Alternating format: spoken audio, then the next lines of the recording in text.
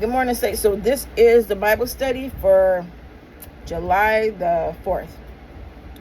And, excuse me, we are in chapter 7.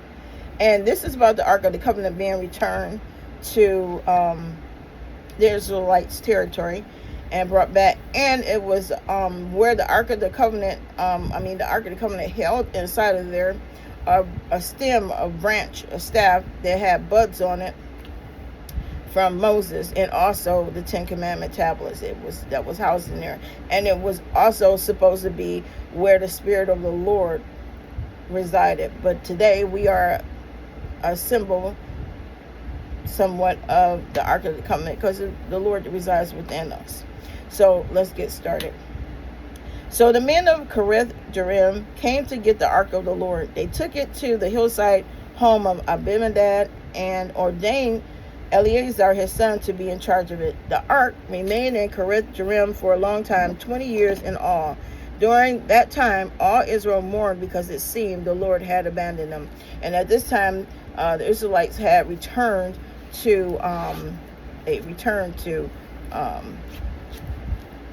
the Lord, because they had somewhat abandoned the Lord. And so he's coming back to them, and they are going to be blessed by the Lord in the fight against the Philistines. All right, so, and Samuel leads Israel to victory. Then Samuel said to all the people of Israel, if you want to return to the Lord with all your hearts, get rid of your foreign gods and your images of Ashtoreth. Turn your hearts to the Lord and obey him alone. Then he will rescue you from the Philistines. So the Israelites got rid of all their images of Baal and Ashtoreth and worshiped only the Lord. Then Samuel told them, gather all of the Israelites to Mizpah, and I will pray to the Lord for you. So they gathered at Mizpah, and in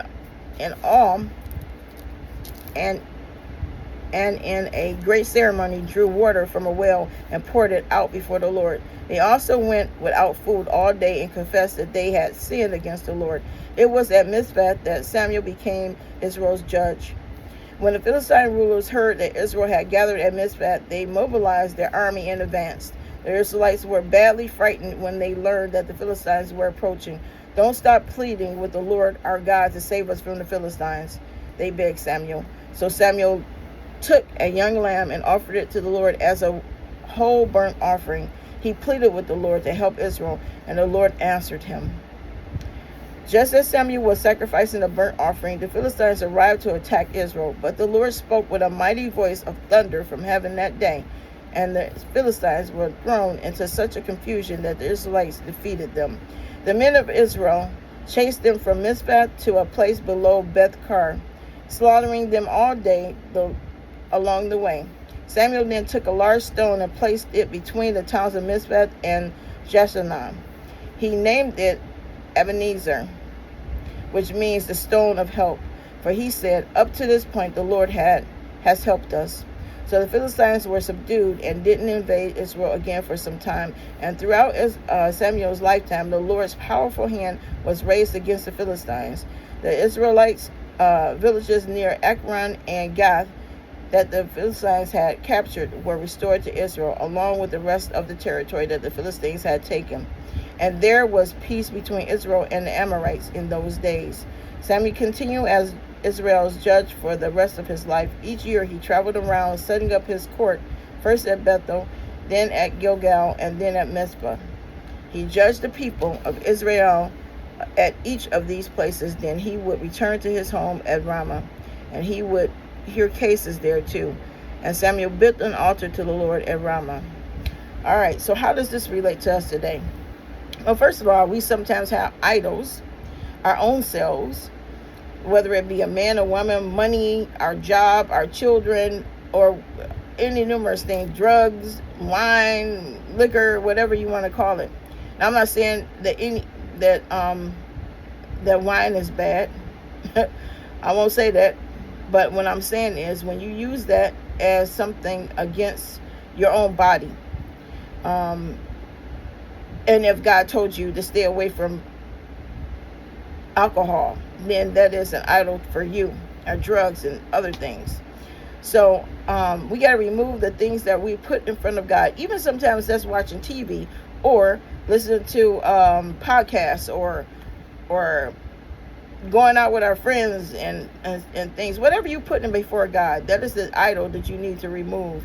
And those that are looking for spouses, in your preparation, you should not use that as an idol that, oh my God, I want this so bad, but in preparation for that, because everything comes from the Lord. Nothing that's good and lasting will come from any place else but the Lord. And so in your preparation time, after you have asked him for what it is that you need and want and your desires, you need to prepare. Like if you don't cook, you need to learn how to start cooking.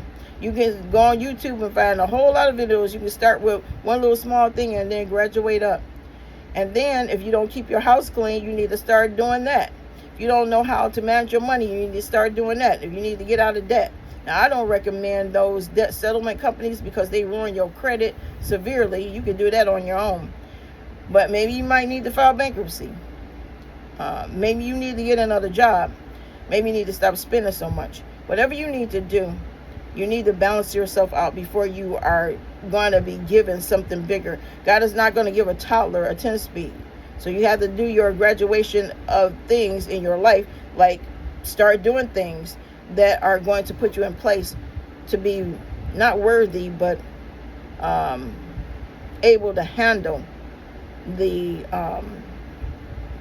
huge responsibility of whatever it is that you're asking God for, especially a husband or a wife. Because if you don't have a prayer life, you need to start developing that now. You can't start getting into that once you get the relationship, because the devil does not want a godly union in the first place. So if you want to start, if you want a husband or a wife, you need to have a prayer life and pray for that person in advance, even if you don't even know who that person is. All right. And then what else is in here? Spending time with the Lord. The Lord is like a relationship. When you don't spend time with the person, they feel like, what am I here for? And you can't use God as your personal genie. God is holy, he's sovereign, and he's powerful. So you don't use him as like God, take the wheel, as they say, and like I need this and I need that, and God don't hear from you until you need something. Can't do that. So let's have time with God. Get ourselves in line for the blessing that God wants us to have. If you don't take care of what you have right now, if you got a little house, you don't take care of that, why would he give you a bigger house? If you got little money, you don't have responsibility over, why would he give you more money? So you need to get things in order, because God is a God of order. All right, so may God bless you. Read the word for yourself. It is a wonderful thing to have adventures with God inside of here, because God will open up the doors of understanding and also blessings, which understanding is a great blessing. All right, may God bless you. Like I said, read your word. There's nothing more important than what we do for Christ.